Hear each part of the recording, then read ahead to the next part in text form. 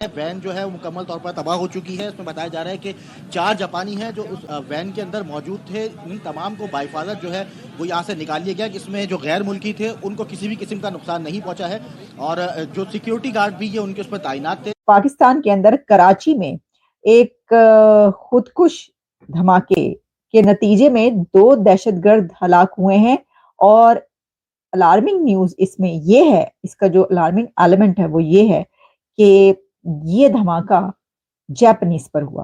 गैर मुल्की फॉरेनर्स जो वहां पर थे, जो कि जापानी थे वर्कर्स, उनके ऊपर ये धमाका हुआ है कराची में। एक जापानीज ऑटो वर्कर्स इंजीनियर्स भी थे उसमें, उनकी जो एक वैन उनको लेके जा रही थी उस पर सुइसाइड धमाका कर दिया कराची के अंदर। ये जो वैन है ये एक इंडस्ट्रियल एरिया में जा रही थी। ये जो स्पार्क सुजुकी मोटर्स है, ठीक है, ये वहाँ पे कुछ काम के हवाले से जा रहे थे और यकीनन ये जापान से आए थे, लेकिन ये बच गए हैं सारे।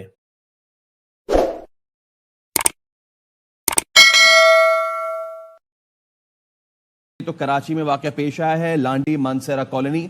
यहाँ गैर मुल्की शहरियों को ले जाने वाली गाड़ी पर हमला हुआ और यह हमला पुलिस ने नाकाम बना दिया है। 2 दहशतगर्दों को हलाक कर दिया है और बताया जा रहा है गाड़ी में मौजूद तमाम जो गैर मुल्की मेहमान थे वो महफूज हैं।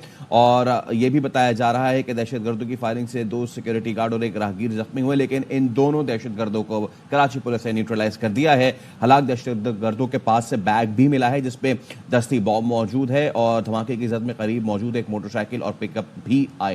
कराची के इलाके लांठी मानसेरा कॉलोनी में गैर मुल्कियों की गाड़ी के करीब खुदकुश धमाका हुआ। एक हमलावर ने खुद को धमाके से उड़ा लिया, दूसरा पुलिस की फायरिंग से मारा गया। दहशतगर्दों के कब्जे से दस्ती बमों से भरा बैग मिला है। सुनने में इनिशियली ये आता है कि सुइसाइड बॉम्बर जो थे उनको पता तो था ये जो है वो इसके अंदर फॉरेनर्स हैं, जापानीज हैं, शायद उनको ये एहसास था ये चाइनीज हैं, वो इनको चाइनीज समझते रहे और उन्होंने इनको मारा। अगर वो ये तो उनकी किस्मत, बच गए, पाकिस्तान की किस्मत अच्छी कि ये बच गए हैं। लेकिन एक चीज ज़हन में रख लें, nobody wants in this region कि पाकिस्तान के अंदर इन्वेस्टमेंट आए, और हम भी नहीं चाहते। हम नहीं चाहते कि पाकिस्तान के अंदर इन्वेस्टमेंट आए, ये याद रखिएगा। क्योंकि हम अगर चाहते हों तो हम अपना कोई बंदोबस्त पहले ही करें। हम अपना बंदोबस्त नहीं कर पा रहे, हम नहीं समझ पा रहे कि हमारे लिए क्या कॉन्सिक्वेंसेस जो हैं वो इसके हो सकते हैं। एक तरफ हम देखते हैं कि हम इन्वेस्टमेंट लाना चाहते हैं सऊदी अरब से, मिडल ईस्ट से, हर जगह से। पहले तो हमने चाइनीज को सही फड़काया, उनको, उनके लिए जिंदगी मुश्किल की। आजकल तो चाइनीज सीधे बड़े नाराज हैं भाई, वो आपके साथ काम नहीं करना चाहते, वो आपके साथ काम नहीं करना चाहते। और ये जो अगले दिन चाइनीज मारे गए थे, उन चाइनीज का भी ये था कि ये चाइनीज जो थे, इनकी वैन जो थी बुलेट प्रूफ नहीं थी। अगर बुलेट प्रूफ होती तो बच जाती। अब ये जापानीज, अब देखें अब होगा क्या। अब कोई भी वर्कर पाकिस्तान आएगा दुनिया से तो उसको सबसे पहले बताया गया जाएगा यहाँ चाइनीज पे भी हमले होते हैं, यहाँ जापानीज पे भी हमले होते हैं, यहाँ फ्रेंच पे भी होते हैं, यहाँ यूरोपियंस पे भी होते हैं, यहाँ अमेरिकन पे भी होते हैं। कौन आएगा कारोबार करने यहाँ पे? गैर मुल्कियों पर जो कि जापानी वर्कर्स थे उन पर हमला किया गया खुदकुश बमबारों की तरफ से। लेकिन लकीली इसको आप खुशकिस्मती कहिए, खुदकुशों की नहीं, उन जापानी वर्कर्स की खुशकिस्मती कहिए कि वो इसमें बच निकले, इसमें उनको बचा लिया गया। और क्योंकि पहले से अलर्ट था और इस अलर्ट का पता था कि ऐसा कुछ हो सकता है, तो पुलिस ने बरवक्त कार्रवाई कर दी और फिर फौरी तौर पर कार्रवाई करने की वजह से उनकी जानें बच गई। वरना आप सोच सकते हैं कि ये खबर अगर आती कि कराची में 5 जापानी जो हैं वो एक खुदकुश धमाके में मारे गए, अगर ये खबर होती तो कितनी खराब और बुरी न्यूज होती। खैर न्यूज तो अभी भी कोई अच्छी नहीं है, लेकिन जो जिस मुल्क में दहशतगर्दी के हालात हो उसमें आपको पता है इन ऐसी खबरों के लिए तो तैयार रहना चाहिए। तो देखिए, इससे पहले जो आप जानते हैं कि जो चीनी इंजीनियर्स हैं उनके ऊपर इस तरह के हमले होते रहे हैं और हो रहे हैं, लेकिन अब इसमें जो जापान से ताल्लुक रखने वाले वर्कर्स हैं उनके ऊपर ये हुआ। अब दहशतगर्दी जिस हद तक पहुंच गई जहां पर वहां पे आप जो बाहर से आने वाले वर्कर्स हैं वो कैसे काम करेंगे जब तक कि उनको, अब तो देखिए ना, पहले तो सिर्फ चाइना की तरफ से कहा जा रहा था कि भाई क्या हुआ, इन्वेस्टिगेशन करें, वटएवर जो भी होता रहा, फिर जाहिर है कि अब उनके लिए ऐसे पैरामीटर्स लिए जा रहे हैं कि उनको बचाया जा सके, तो क्योंकि ये तो दहशतगर्दी तो खत्म होने का नाम नहीं ले रही, तो फिर अब जो जापानी हैं उनके लिए भी बुलेट प्रूफ गाड़ियां चाहिए, अब उनको भी ये लेकर दे रहे हैं। तो इसी तरीके से क्या मैं समझती हूँ कि अमेरिकन को तो सबसे पहले लेकर देनी चाहिए, उनको तो वैसे ही बहुत खतरा रहता है, वो तो वहां पर तो जो साम्राज्य हुकूमतें और साम्राज्य कहकर जिस तरीके से उनके खिलाफ उकसाया जाता, फिर जो यूरोपियंस हैं उनके लिए उनको कम खतरा है। मुझे बताइए, वो आपको पता है लब्बैक वाले फिर जब निकलते हैं तो वो तो पता ही है आपको।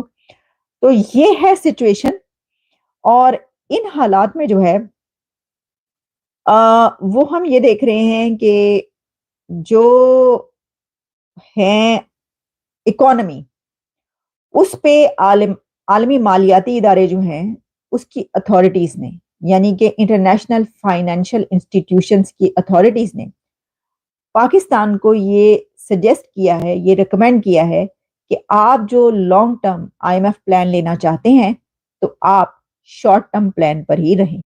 हम चीन को कहते हैं कि आपको टीटीपी मार रही है, अफगानिस्तान में मौजूद है, वो कहते हैं हमने टीटीपी से, हमने सऊदीज को, तालिबान को कुछ नहीं कहना। Simple is that. आपका मसला आप उससे हल करें। चाइनीज भी हमारी बात नहीं सुनते, जापानीज तो वैसे ही डरे हुए हैं बेचारे, वंस किसी एक फ्लाइट लेके बेचारे यहाँ आ गए हैं, उनको समझ लगी होगी कि यार ये तो चलो पता नहीं इनका क्या किस खाते में आए। सो इस अब वो क्या होगा, अब सारे जापानीज जो पाकिस्तान में जहां जहां आए वो सारे डर रहे होंगे, वो सारे के सारे डर रहे होंगे कि ये अब वो उनको ये बेचारों को डर पड़ गया है ना। देखिए वो तो मासूम से लोग हैं, आपको पता है, कारोबार करते हैं, अपना बिजनेस की उनको फिक्र होती है, दिहाड़ी लगाते हैं, चले जाते हैं। अब वो अपने आप को छुपाते फिरेंगे कि हमें अब अगर ये चीज साबित हो जाती है, जो कि सुनने में ही आ रहा है कि Japanese were targeted because they were considered, their identity was considered as Chinese, उनकी आइडेंटिटी ये समझी गई थी। तो हमें तो फिर हम तो गए मतलब कि चीनियों को भी मारेंगे, जापानियों को भी मारेंगे, सब मारेंगे। और लाइकली पॉसिबिलिटी है कि ये जो चाइनीज को ये जापानी ये हमला है ये बलोच मिलिटेंट ऑर्गेनाइजेशंस करती हैं। अब पुलिस भी वहां पे मौजूद थी। अगर ये गाड़ी बॉम्ब प्रूफ ना होती तो आप इमेजिन कर सकते हैं कि हमारे लिए क्या स्यापा पड़ना था। मेरे साथ कभी अब सऊदी अरेबिया चले, हरम शरीफ, खाना काबा और मस्जिद नबवी पे हर दरवाजे के सामने 10-10, 15-15 पाकिस्तानी खैरात मांग रहे। क्या वजह?